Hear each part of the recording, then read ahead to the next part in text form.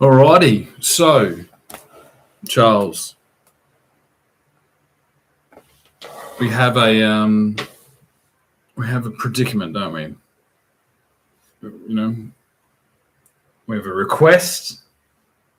I think it's pretty, because we didn't stick one of these up.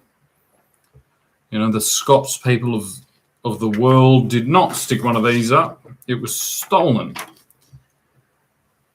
It was stolen, and until this stolen property is returned, then how on earth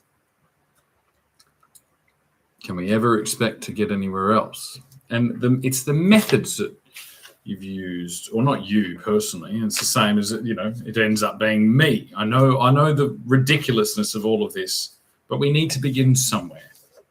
And I think most notably, although it would be very interesting, to have a king of Tasmania down here, stuck right down at the bottom of the world, that happens to be a strange makeup of Scottish, English, and Irish, and obviously Australian, unacceptable Australian blood, restoring home. It's like every single skerrick of wealth that was created in England was created by somebody leaving and then coming back. So I'm just joining in a long list of people.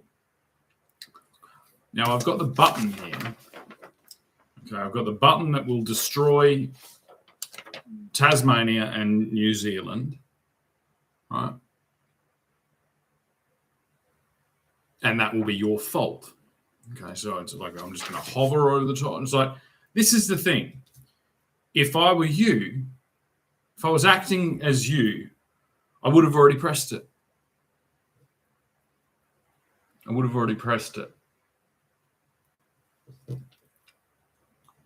So that's a problem. On the other hand, I'm not going to press that button. I'm going to begin the long process of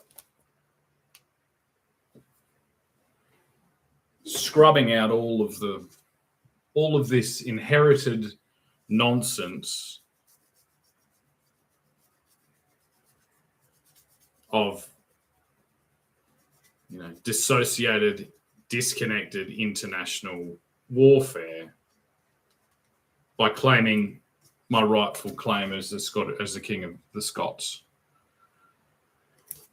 Probably to prevent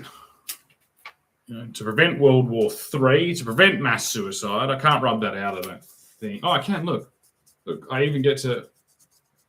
can rub out mass suicide. And I rubbed out the two S's as well. So I'm going to rub out mass suicide.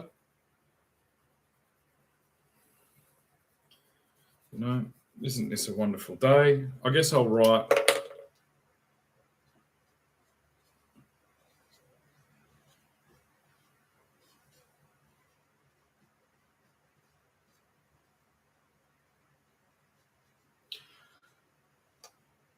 Scale Matters trademark on Australia. That doesn't mean I own it. It means Scale Matters owns it. It means that we're going to use appropriate scale to communicate with everyone. And then I'll rip up World War II, because I reckon that's about enough. That's about enough of World War II, don't you think? Like a long war. Holy moly. Right, which means that I get to rip up this, the World War II SSRI tactics, and you shall rip them up too. Isn't this just... I've got a huge pile of paper here that I'm going to have to get up. Right. Rip up the SSRI World War II strategies that we're all floating around in. Right. And I'll rip up the for sale sign, because obviously our kingdom and our people, the Scots people spread out all around the world, are not for sale. Okay. So that's that. And I'll rip up the button as well. This hideous thought that a power has the authority to kill people in foreign lands, or to enslave people in foreign lands, or to continue the enslavement which kills people in foreign lands based on pseudo-scientific fucking religious nonsense and gobbledygook and technological poisoning, and psychological poisoning in the form of these crazy control systems known as mental illness. Okay, basically, what Charles won't tell you, and what William won't tell you, and what Harry won't tell you, and what Anne won't tell you is that mental illness is basically if you don't do what they say. Okay. You dare challenge the king, then you're mentally ill. And it's like, well, I just saw it through to its inevitable conclusion. Not recommended. There is a level of saying, well, it is. You better have all your ducks in a row before you challenge the King of England to give up half of his island in order to maintain the rest of the things that he owns that he didn't steal. He didn't steal those things. He did steal Scotland, kind of. It's a complicated, long political, religious. It's a long story, but as long as the kingdom of the Scots is returned, we can put that all behind us, and we can prevent Donald Trump trying to claim it.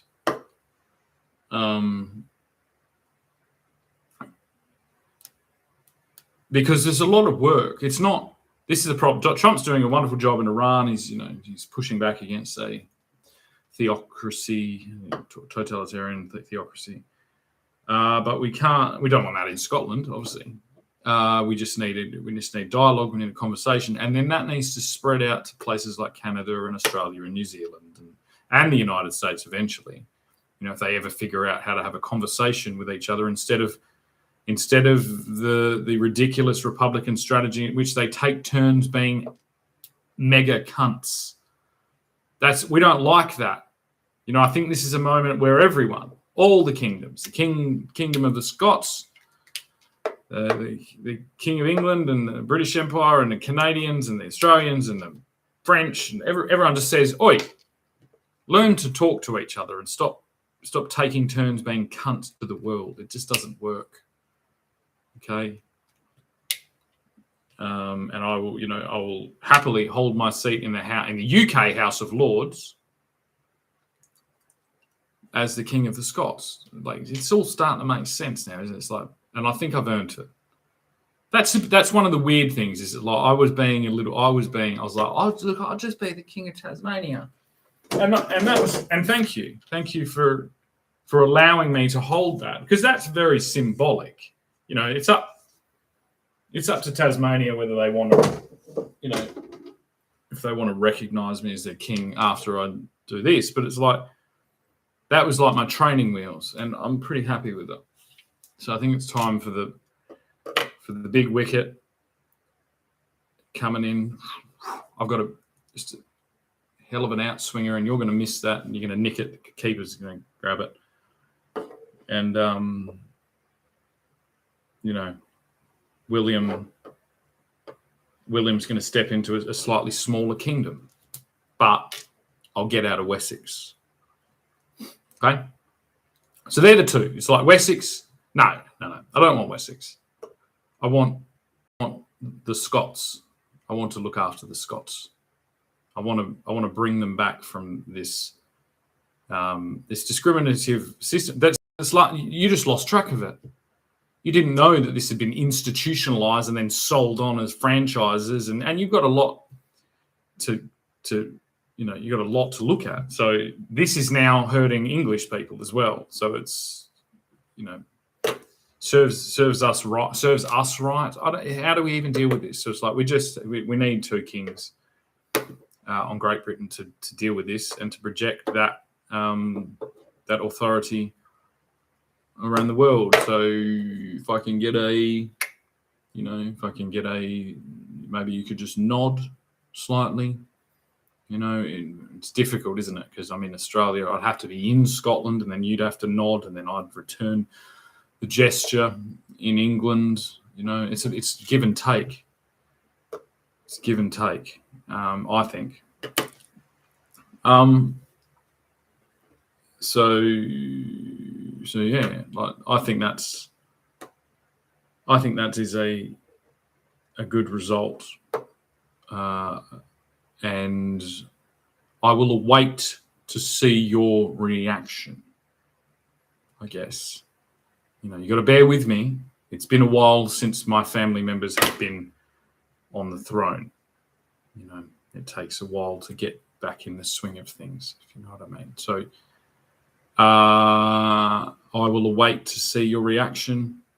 You know, I assume that the Danish crown is in agreement to all of this, in their support, and you know, I'm assuming that Russia. I'm assuming that Donald Trump. A lot of assumptions being made, but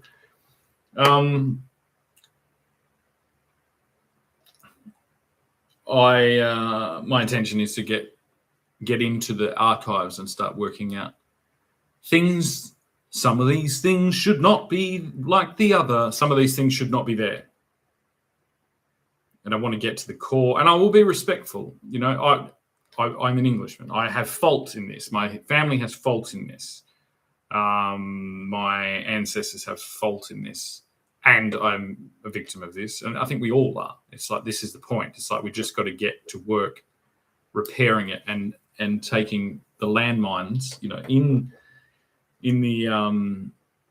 I'd say in honor of your late wife, your late ex-wife, Diana, we need to clear the landmines that have been left by centuries of war, in all the new, fantastically terrible ways that they have been done, not just in the physical, actual reality of landmines, the institutional landmines that litter our once fine empire. Okie doke. Thank you, Charles.